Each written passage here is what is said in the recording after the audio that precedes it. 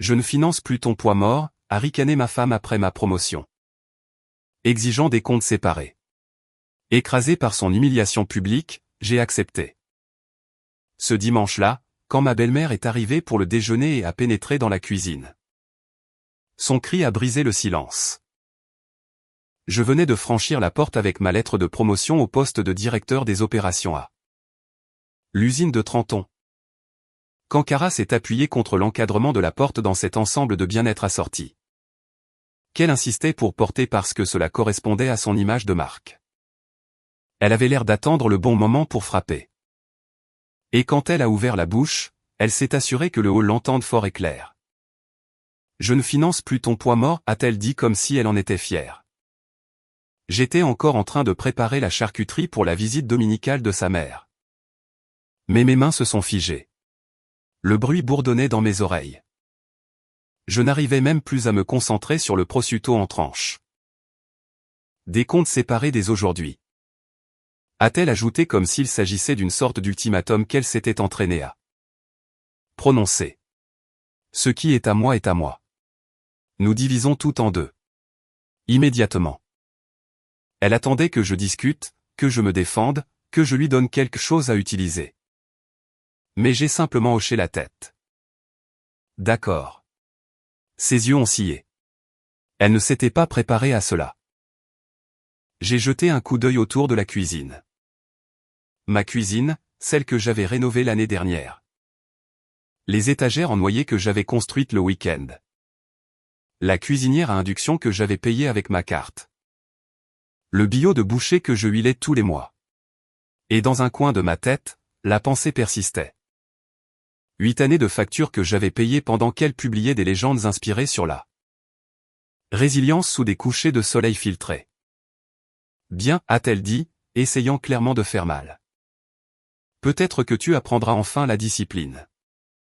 Puis elle est partie pour un de ces tournages de contenu qu'elle disait être basé sur une collaboration, ce qui, je le savais, signifiait que je paierais l'addition plus tard. Je me suis assis à la table. J'ai ouvert mon ordinateur portable et j'ai commencé à extraire des relevés. 8 années de compte chèques, d'épargne, de cartes de crédit. Ces comptes étaient comme une porte-tambour, on glissait la carte et l'argent disparaissait. Le mien était une encre. J'ai téléchargé les documents numériques. Je les ai triés par année et j'ai regardé les schémas se former. Régulier comme un mécanicien entendant un mauvais roulement. Je savais ce que cela signifiait.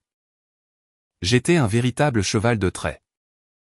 Le temps de terminer le premier passage sur le prêt hypothécaire, les assurances, les impôts, les services publics, les courses, le bail de son studio, le matériel, les retraites. J'ai nommé le fichier preuve-registre-banil.xlsx. Je l'ai sauvegardé sur le cloud, sur une clé de stockage et sur mon vieux disque dur externe. Je ne perds pas les reçus. La documentation bat les discours à tous les coups. J'ai mis un code couleur sur 8 onglets par année. Regardant les chiffres s'aligner comme s'ils avaient toujours été censés le faire. Ce n'était pas une histoire que je me permettais de dire à voix haute. Mais les chiffres s'en moquaient. Ils étaient juste là, me fixant comme des faits qui n'avaient pas besoin de défense. La première année, j'ai couvert 56 800 $. Cara a ajouté 6 900 $. La deuxième année, c'était 62 400 $ de ma part, 5 100 $ de la sienne. Cela ne s'est jamais inversé, pas une seule fois. J'ai fait le total. De mon côté, 512 000 $. Du sien, 39 500 $. J'étais à 92%. Elle était à 8%. Et c'est moi que l'on appelait le poids mort. Je me suis tourné vers le registre de sa marque de bien-être. Celui-là m'a frappé comme une brique. Le bail de son studio sur Broad Street, 1 950 $ par mois, 26 mois. 50 700 $ perdus pour un changement de cap qui n'a jamais abouti. La refonte de son site web avec un vidéaste a coûté 3 400 $. Un kit d'éclairage, avec des lumières annulaires et tout le reste, 2 100 $. Les vols pour des retraites à Sedona, Asheville, Tulum, 5 600 $. Les prétendus événements communautaires, qui n'étaient que des soirées avec traiteurs, encore 4300 $. Les revenus, une poignée de cours. Quelques séances d'énergie et des mentions de marque qui ont à peine rassemblé 3850 $ sur 18 mois. J'ai ajouté les travaux de bricolage dont je ne parlais jamais, ajuster les portes. Réparer les broyeurs à ordures, remplacer les planches de la terrasse. Les voisins me payaient de 40 $ à 80 $ à chaque fois en espèces, qui allaient directement dans la caisse des courses. Ensuite, il y avait les choses invisibles que je ne pouvais même pas mentionner. Déneiger notre allée et celle des voisins 4 hivers de suite. Nettoyer les gouttières, faire la vidange des 2 voitures, refaire les joints de la baignoire. Transporter du paillis. Réparer le thermostat de son studio à 11 h du soir quand elle ne pouvait pas appeler un professionnel. J'ai créé un nouvel onglet appelé Opération de la maison. Pour les heures que j'ai passées juste pour faire fonctionner cet endroit, travail de jardinage. 3 heures, réparation, 2, cuisine et courses, 5. Je fais les dîners en semaine parce que je rentre le premier. Ménage, 3, facture et paperasse, 1. Cela fait 14 heures par semaine lors d'une semaine calme. J'ai fait le calcul. 35 $ de l'heure pour la main-d'œuvre, ce qui est moins que ce que gagne un bon bricoleur. Cela s'élevait à 2,30 $ par mois avant même que je ne touche une clé anglaise. Ensuite, j'ai listé nos prélèvements automatiques, les choses que je finance. Hypothèque, 2780 $. Impôt foncier, 392 $. Assurance, 138 $. Électricité et gaz, 296 $ en demi-saison, 428 $ en hiver. Internet et streaming, 164 $. Ordures, 36 $. Eau, 82 $ par mois en moyenne. Courses, environ 720 $ quand nous ne recevons pas d'invités. Ces prélèvements automatiques, un club de fitness haut de gamme à 279 $ par mois. 2 boîtes d'abonnement, 58 $. Un planificateur de réseaux sociaux, 32 $. Et un abonnement kombucha du mois, oui, je suis sérieux, 24 $. J'ai tout imprimé. 40 pages de chiffres froids et durs. J'ai utilisé des onglets rouges pour les gros articles. Puis j'ai tout posé sur le buffet comme une offrande ou peut-être juste un rappel à la réalité. Je n'étais pas en colère. J'étais fatigué. Le lundi matin, j'ai préparé du café pour un seul. J'ai préparé mon déjeuner en silence. J'ai laissé les collations biologiques de Cara dans le garde-manger sans les réapprovisionner. Qu'elle gère ses propres probiotiques aujourd'hui. À 7, 10, elle est entrée, les cheveux relevés en un chignon désordonné. Tendant son gobelet de voyage comme si c'était une attente quotidienne. « Tu n'as pas préparé le café torréfié à cœur ?» a-t-elle demandé. La voix plus curieuse que contrariée. Je n'ai pas levé les yeux. Compte séparé, café séparé, le moulin est là. Elle n'a rien dit, elle est juste restée là une seconde, puis elle est sortie. Je pouvais presque l'entendre assimiler le changement. À midi, j'étais assis dans la voiture en train de revoir les chiffres. J'ai fait une feuille de calcul pour la suite, une véritable répartition 50-50e. Tout ce qu'elle avait demandé. Hypothèque 2780 $, sa moitié 1390 $. Impôt moyenne 392 $, sa moitié 196 $. Assurance 138 $, sa moitié 69 $. Service public moyenne 296 $, sa moitié 148 $. Internet et streaming 164 $, sa moitié 82 $. Ordure 36 $, sa moitié 18 $. Aux moyennes 82 $, sa moitié 41 $. Jardinier d'avril à octobre 140 $, sa moitié 70 $. Total de 214 $ par mois, sans compter les courses, le carburant ou ses propres abonnements. J'ai configuré un message automatique pour les demandes Venmo. Pas de drame, juste les affaires. Ta moitié pour l'électricité et le gaz est du vendredi. Merci. J'ai appuyé sur envoyer. Poli, simple, direct. Le mercredi après-midi, le premier paiement est tombé. 148 $ pour les services publics. Je pouvais sentir l'agacement irradier à travers le téléphone quand j'ai vu la note vierge qui l'accompagnait. Elle a envoyé un message, sérieusement, ce n'est que du chauffage. J'ai répondu, ta moitié du chauffage et de la lumière. La même que la mienne. L'argent est arrivé 10 minutes plus tard. Aucun suivi, aucune excuse, juste le strict minimum. Vendredi, j'avais annulé 3 prélèvements automatiques de mon compte. Le logiciel inactif de son studio. Son club de fitness haut de gamme et ce maudit abonnement de kombucha. Le dernier n'était même pas un choix. Je ne finançais plus une tendance de bien-être inventée. Quand elle est rentrée ce soir-là et a vu les changements. Elle m'a regardé comme si je venais de mettre le feu à la maison. Ma marque a besoin de régularité, a-t-elle dit, la voix serrée. L'hypothèque aussi, ai-je rétorqué, sans hésiter. Le samedi matin, j'ai supprimé la dernière chose à laquelle je n'avais pas touché. Sa carte d'urgence sur ma carte American Express. Je l'ai coupée net dans le garage, puis j'ai scotché les morceaux à un mot.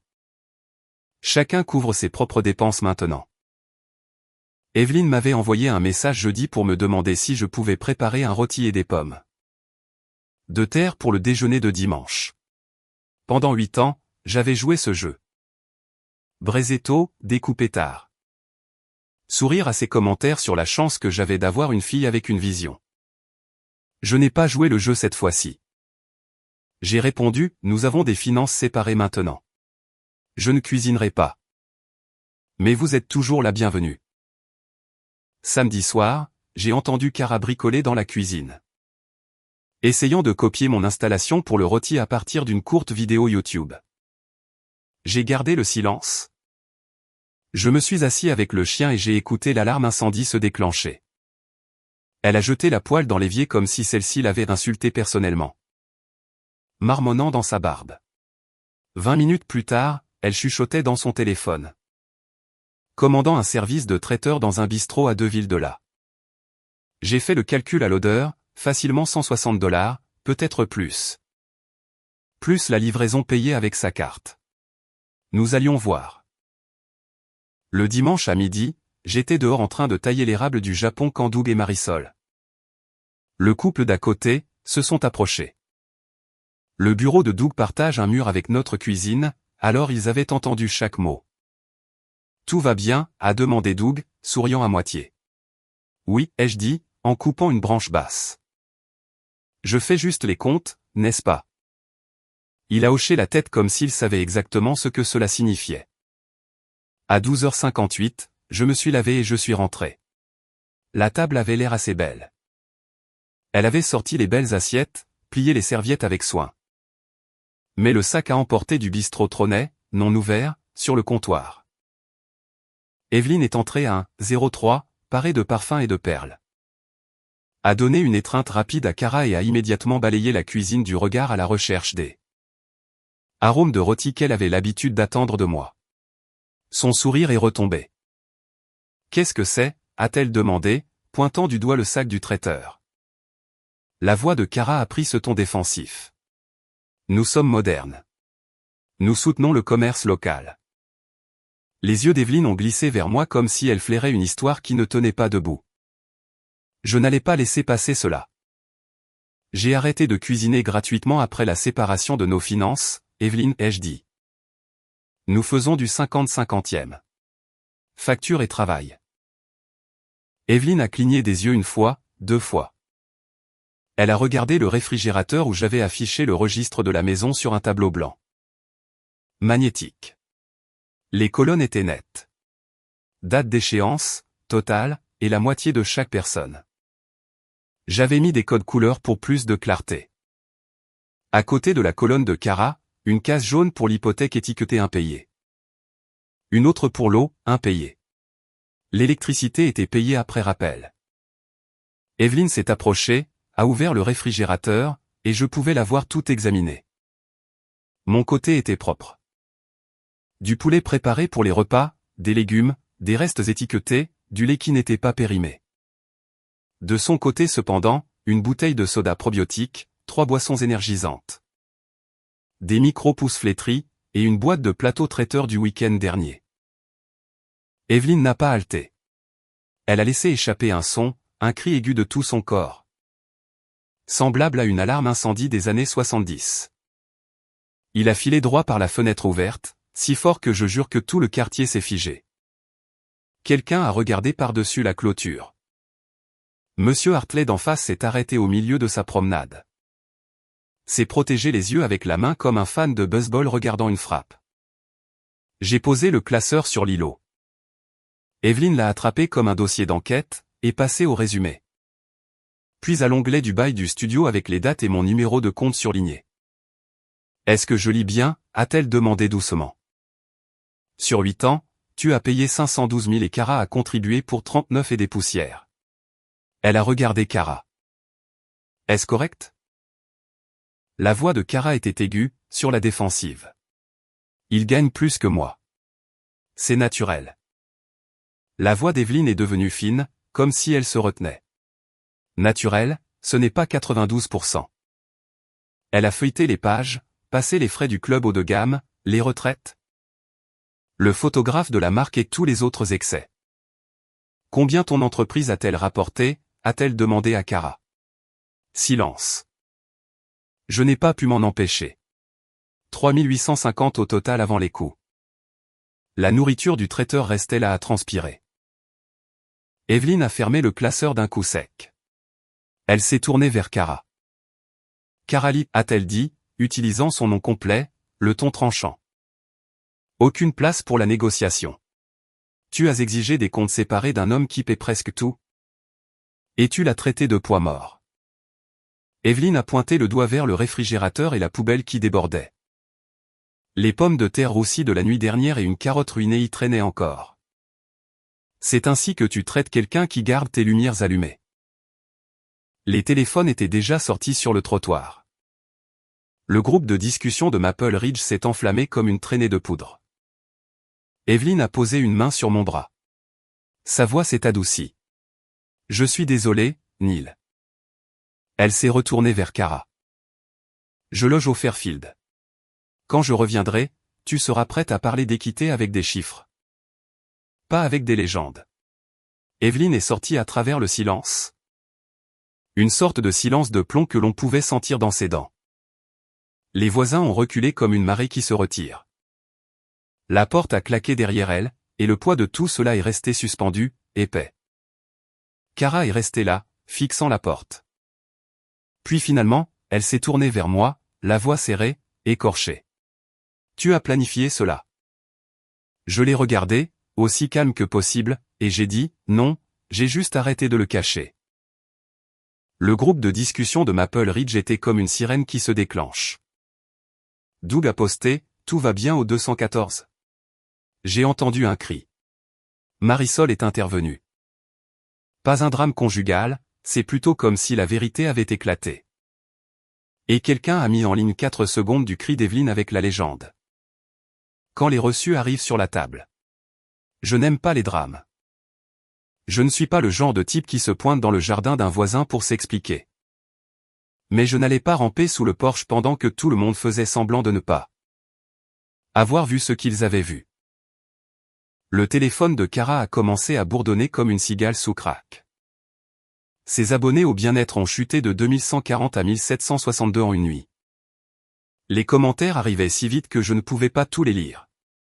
Rembourse ton mari. Le bien-être commence par l'équité, ma fille. Ce n'est pas de l'autonomisation. Elle a supprimé les commentaires rapidement, mais vous savez comment cela se passe. Les captures d'écran dépassent toujours la honte. Le temps que j'arrive au travail le lundi matin, la situation lui échappait déjà. Elle m'a envoyé 1390 $ par Venmo ce jour-là avec une note qui disait la moitié de l'hypothèque. Pas d'émoji, pas de mots, juste une transaction. Mon téléphone a sonné de nouveau avec les paiements automatiques habituels. 82 $ pour Internet, 196 $ pour les impôts, 41 $ pour l'eau. L'argent est arrivé, mais on pouvait goûter le ressentiment dans le silence. Très bien. Le ressentiment n'est pas un repas que je commanderais, mais si cela permet de payer les factures, je le prends. J'ai changé ma routine matinale cette semaine-là. J'ai préparé une tasse de café, j'ai emballé mon propre déjeuner et j'ai laissé un mot à Cara. C'était simple. Pas de sarcasme, pas de provocation. Juste un numéro pour le cours de cuisine de base du centre communautaire le mardi. Je me suis dit que cela pourrait aider. Je ne m'attendais pas à ce qu'elle saisisse l'idée tout de suite. Quand je suis rentré 2 jours plus tard, la brochure avait disparu. Ce soir-là, j'ai glissé une nouvelle copie de ma feuille de calcul dans une enveloppe manille et je l'ai rangée sous l'imprimante. Pas pour les voisins, pour moi. Pour les moments où ma tête commencerait à essayer de réécrire l'histoire à 2 heures du matin. Pour les fois où je commencerais à douter de moi-même. Les chiffres ne supplient pas. Ils restent là, silencieux, jusqu'à ce que vous soyez prêt à agir. Et je n'étais pas prêt d'oublier la vérité cette fois. Peu importe ce qui allait suivre, le premier mois sous le régime du vrai 50-50e. Cara a appris quel bruit fait un chauffe-eau quand il est en colère. À 6h12 du matin un mardi, mon téléphone a vibré avec un message. Pas d'eau chaude. Répare-le. Je n'ai même pas levé les yeux de mon café quand j'ai répondu à 6h18. Il y a un bouton de réinitialisation sur le côté. S'il faut une pièce. Nous partagerons le coût après avoir partagé le diagnostic. Elle n'a pas aimé cela. Je pouvais l'entendre s'agiter, puis le silence a été rompu par un clic. Elle a regardé une vidéo, a appuyé sur le bouton de réinitialisation. Et le chauffe-eau a soupiré en reprenant vie. J'ai presque souri dans mon café, mais je ne l'ai pas fait. Je ne savais pas ce qui était le plus difficile. Apprendre à lâcher prise sur les petites choses ou réaliser qu'elle devrait désormais s'en occuper. Quelques jours plus tard. Le club de fitness haut de gamme lui a envoyé un courrier électronique concernant un compte suspendu. Elle est venue vers moi avec ce ton familier, une supplique silencieuse enveloppée de frustration. J'en ai besoin pour ma santé mentale, a-t-elle dit, la voix serrée. Je n'ai pas scié. J'ai répondu par texto, moi aussi. Puis j'ai ajouté, on se voit au centre communautaire. $28 par mois. Sa réponse a été le silence, mais je pouvais presque entendre la pensée, vraiment? En milieu de semaine, elle a publié une story. Apprendre à poser des limites, c'est courageux. Je n'ai pas pu m'empêcher de rire sous cap. La suivante est arrivée peu après. Certains hommes ne peuvent pas gérer les femmes fortes. Je n'ai pas répondu, non pas parce que je ne le voulais pas, mais parce que j'en avais fini avec ces jeux. Au lieu de cela, j'ai laissé un budget imprimé sur le réfrigérateur. Une simple feuille avec les lignes de dépenses. Les dates d'échéance et une flèche dessinée à la main à côté de la sienne. C'était clair, sans drame. Être courageux, c'est payer sa propre moitié à temps. Elle a dû le voir car plus tard dans la soirée. Elle a fait brûler de l'ail en essayant de faire sauter des légumes verts. Déclenchant de nouveau l'alarme incendie. Je me suis levé, j'ai éteint l'alarme et j'ai dit la chose que mon père m'avait dite en 1983. L'ail attend, pas l'huile. Elle a fait la grimace, mais elle a déplacé la poêle et le dîner n'avait pas le goût de cendre. Petite victoire. Le vendredi soir, elle a fait glisser une enveloppe vers moi sur la table. Je l'ai ouverte lentement. À l'intérieur, il y avait un emploi du temps d'un thérapeute, le docteur Leland. J'y vais les lundis à 3h30, a-t-elle dit, la voix basse, sans me regarder.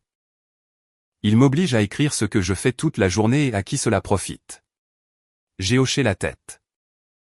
Bien. Continue. Ma voix était plus assurée que je ne le pensais.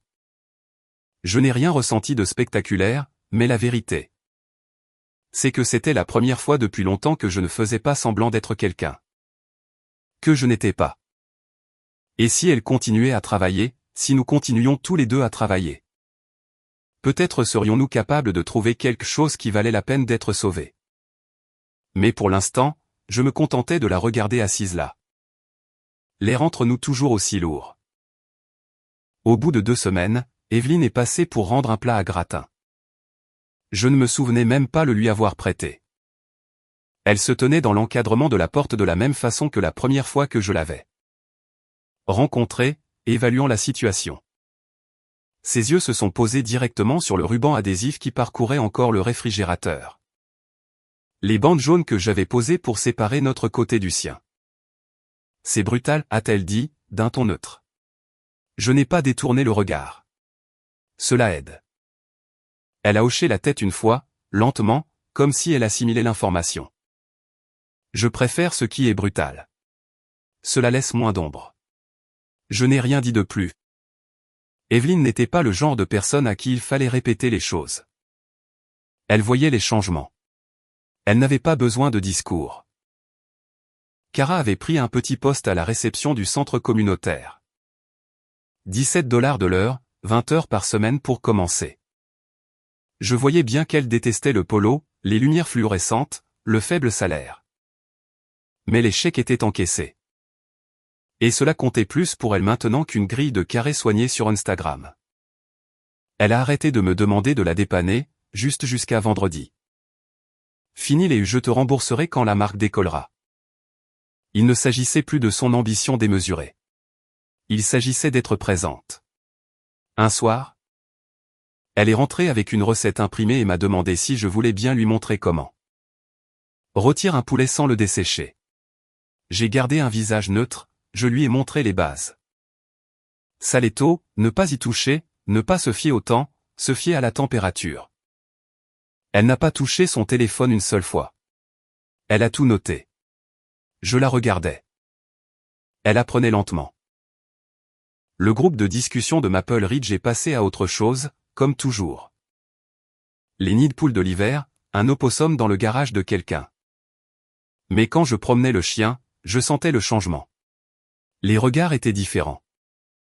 Pas de la pitié, pas des commérages, juste un hochement de tête. Un peu plus de poids dans leurs yeux. Doug, debout près de sa boîte aux lettres, m'a fait un signe de tête rapide. Tu fais ce qu'il faut, a-t-il dit, puis il a repris la réparation de son poteau. C'est le genre de conversation que je peux supporter. Pas de mots inutiles. Le docteur Leland a demandé à Cara de lister les tâches ménagères valorisantes. Elle m'a montré sa première tentative. La main tremblant légèrement alors qu'elle la faisait glisser sur la table. La liste était vide. Je ne sais pas ce qui compte, a-t-elle dit, la voix dépassant à peine un murmure. Je n'ai pas hésité. Payer les factures, ça compte. Cuisiner, ça compte. Nettoyer, se souvenir, planifier, réparer. Se présenter sans obliger quelqu'un à demander 2 fois. Elle a regardé le papier comme s'il lui brûlait les doigts. Lentement, elle a commencé à écrire. Son stylo bougeait en lignes irrégulières, le poids de ce que j'avais dit s'installant dans ses os. Peut-être que cela faisait mal. Peut-être qu'il le fallait. Ce vendredi-là, une enveloppe est arrivée par la poste, adressée à nous deux. Je ne l'ai pas ouverte tout de suite. Quand je l'ai fait, elle venait d'Evelyne. La lettre était brève. Écrite avec le même style clair et sans fioriture qu'elle avait toujours utilisé avec Cara. Je t'ai fait défaut en valorisant l'apparence plutôt que le partenariat, disait-elle. Je ne le ferai plus. À l'avenir. Je mesurerai ma fille au poids qu'elle porte sans qu'on le lui demande. Je l'ai mise dans le classeur, à côté des onglets rouges. Le classeur était devenu autre chose au cours des dernières semaines. Un registre, un miroir, une ceinture de sécurité. 3 mois se sont étirés en 4. Cara a payé ses moitiés le 15 pendant 3 cycles de suite sans que j'aie à le lui rappeler. Elle a même vendu 2 anneaux lumineux. Une boîte de bandes de résistance et un pistolet de massage pour couvrir une facture d'eau manquée. Je ne lui ai pas demandé ce qu'elle ressentait, et elle ne m'a pas demandé ce que je ressentais. Mais nous étions stables. Pas tendres, stables. Elle a arrêté d'acheter des poudres d'abonnement et des boissons énergisantes. Au lieu de cela, elle mangeait le ragoût que je préparais le dimanche et qui durait jusqu'au mercredi. Des repas simples, sans fioriture. Mais elle était là pour ça. J'étais là pour ça. Puis elle a parlé de thérapie de couple. La première fois, j'ai dit non. La deuxième fois, j'ai dit pas encore. La troisième fois, j'ai dit. Trouve quelqu'un qui ne nous laissera pas éluder le mot abus. J'irai à ce moment-là. Elle n'a pas tressailli. Le soir suivant, elle m'a envoyé par courrier électronique le nom d'un thérapeute. Le docteur Meyer, spécialiste des dynamiques de pouvoir. J'ai choisi un créneau 2 semaines plus tard au cabinet du docteur Meyer. J'ai fait une chose que les hommes de mon âge n'aiment pas faire. J'ai dit la chose qui pesait sur ma poitrine depuis des années. Je me sentais invisible dans ma propre maison. Kara n'a pas discuté. Elle a juste regardé le sol, puis elle a dit. Je l'ai traité de paresseux. J'ai fait des publications sur l'indépendance tout en lui demandant de l'argent pour l'essence. Le docteur Meyer n'a pas sourcillé. Il a simplement hoché la tête. La responsabilité est un verbe, a-t-il dit. Continuez d'avancer. Kara est restée silencieuse pendant le reste de la séance, mais quelque chose avait changé. Je le sentais dans la façon dont elle avait cessé de me regarder comme si j'étais l'ennemi. Je n'étais pas sûr que ce soit suffisant, mais c'était déjà ça. Après cela, Evelyne a commencé à passer avec des boîtes en plastique. De la vraie nourriture cette fois. Pas le genre regardez-moi, je suis une experte en gastronomie. Mais des choses simples et authentiques. Elle me tendait un récipient et disait, prends la première louche. Puis elle s'asseyait, me demandait comment mon usine gérait les heures supplémentaires. Comment allait le chien, comment fonctionnait l'usine. Elle écoutait, non pas pour cocher une case ou pour jouer un rôle, mais parce qu'elle s'en souciait. Je pouvais sentir la différence. On apprend à sentir la différence entre une question et une case cochée. Un samedi tranquille, j'ai retiré le ruban de peintre sur le réfrigérateur. La ligne de démarcation que nous utilisions pour compter les points. Et je l'ai remplacé par 2 listes imprimées, mes tâches et ses tâches. Des choses pratiques. Les miennes, facture, entretien de la voiture, jardin, réparation structurelle. Le chien le matin. Les siennes, courses semaine 2 et 4, dîner en semaine le mardi et le jeudi. Salle de bain un week-end sur 2, le chien le soir. J'ai affiché les listes, nous les avons signées tous les deux. Ce n'était pas de la romance. Ce n'était même pas une tentative de récupérer ce que nous avions perdu. C'était un contrat que nous respections réellement. Ce soir-là, nous avons mangé à la même table. Nos épaules n'étaient plus relevées, tendues et prêtes à nous battre. Après le dîner, Kara a dit, si tu décides de partir plus tard, je comprendrai. Je l'ai regardé. Si je décide de rester, ce sera parce que tu t'es investi. Pas parce que j'ai oublié ce qui s'est passé. Elle a hoché la tête et nous avons débarrassé les assiettes ensemble. Pas de discours, pas d'excuses, juste le bruit des plats qui s'entrechoquent. Ce n'était pas parfait, mais c'était réel. Et pour la première fois depuis longtemps, je ne me sentais plus invisible dans ma propre maison. 6 mois après le cri d'Evelyne, elle est passée à midi avec une tarte et sans aucune attente. Kara avait une volaille dans le four, salée des heures plus tôt. Avec le thermomètre dans la partie la plus épaisse, là où il doit être. La maison sentait le beurre et le romarin au lieu de la panique. J'ai mis la table simplement. Pas de mise en scène, juste des serviettes dépareillées et le salt que nous utilisons réellement. Rien de raffiné, rien de forcé. Nous avons mangé et c'était de la nourriture honnête. Kara ne s'est pas vantée. Je ne suis pas venu à la rescousse. Nous étions juste assis ensemble. Le silence entre nous n'était pas inconfortable, juste stable.